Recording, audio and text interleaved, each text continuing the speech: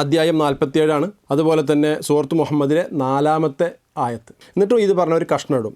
എന്താണ് ആകയാൽ സത്യനിഷേധികളുമായി നിങ്ങൾ ഏറ്റുമുട്ടിയാൽ നിങ്ങൾ അവരുടെ പിരടിയിൽ വെട്ടുക. അങ്ങനെ നിങ്ങൾ അവരെ അമർച്ച ചെയ്ത് കഴിഞ്ഞാൽ അവർ ശക്തിയായി ബന്ധിക്കുക. കണ്ടോ, മുസ്ലിങ്ങൾ എവിടെ കണ്ടാലും അവരെ പിരടിയിൽ വെട്ടി അതുപോലെ തന്നെ അവരെ ബന്ധിച്ച് അവരെ അടിമകളാക്കാനാണ് ഖുർആൻ കൽപ്പിക്കുന്നത്. ഇത് മൊത്തം നാട്ടിലുള്ള എൻ്റെ വീട്ടിൻ്റെ അടുത്തുള്ള ദിനേശനെയും ഷൺമുഖനെയും അതുപോലെ തന്നെ ജോസഫിനെയും റോസക്കുട്ടിനെയും ഒക്കെ ഇതേപോലെ കൊന്നുകളയാനാണ് ഇസ്ലാം കൽപ്പിക്കുന്നതെന്നാണ് ഇവർ പ്രചരിപ്പിക്കുന്നത്. സത്യത്തിൽ അങ്ങനെയാണോ? നോക്കൂ, ഈ സൂറത്ത് മുഹമ്മദിലെ 4-ാമത്തെ ആയത്താണ്.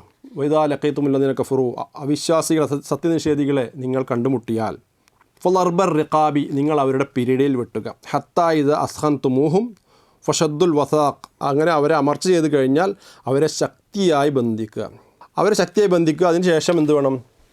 അവരോട് ദാക്ഷിണ്യം കാണിക്കുകയോ ദയാമൂല്യം മോചനമൂല്യം വാങ്ങിയിട്ട് അവർ വിട്ടയക്കുകയോ എന്ത് വേണം നിങ്ങൾക്കത് ചെയ്യാമെന്നുള്ളതാണ്. ഏതുവരെ? യുദ്ധം അതിൻ്റെ ഭാരങ്ങൾ ഇറക്കി വെക്കുന്നത് വരെ എത്രയത് എന്നാണ്. ഈ ആയത്തിൻ്റെ അപ്പുറം ഇപ്പുറം ഒന്നും നോക്കണ്ട.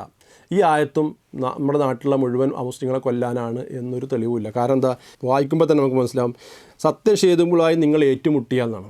അപ്പോൾ ഏറ്റുമുട്ടിയാൽ എന്ന് പറയുമ്പോൾ ഏതെങ്കിലും നാട്ടിൽ ഏതെങ്കിലും നടന്നു പോകുന്ന ആളുകളെ വഴി കൂടെ പോയിട്ടോ അവരെ വീട് തകർത്തിട്ടോ അവരെ കൊല്ലണം എന്നല്ല, നിങ്ങളുമായിട്ട് ഏറ്റുമുട്ടിയാൽ. അപ്പോൾ ഏറ്റുമുട്ടുക എന്ന് പറഞ്ഞാൽ യുദ്ധത്തിൻ്റെ കാര്യമാണ് ഈ പറയുന്നത്.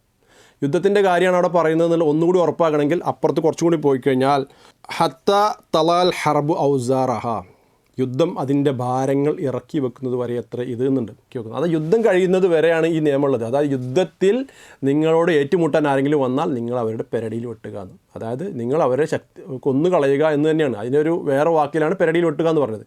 ഇനി കൊന്നുകളയാത്ത ആളുകളുണ്ടെങ്കിൽ അവർ നിങ്ങൾ ബന്ധനസ്ഥരാക്കുക. എന്നിട്ട് എന്ത് ചെയ്യുക? അവർക്ക് മോചനമൂല്യം നിർവഹിച്ച് മറ്റോ അല്ലെങ്കിൽ അവർക്ക് മാപ്പ് കൊടുത്തോ അവർ പിന്നീട് നിങ്ങൾക്ക് വിട്ടയക്കാവുന്നതാണ്.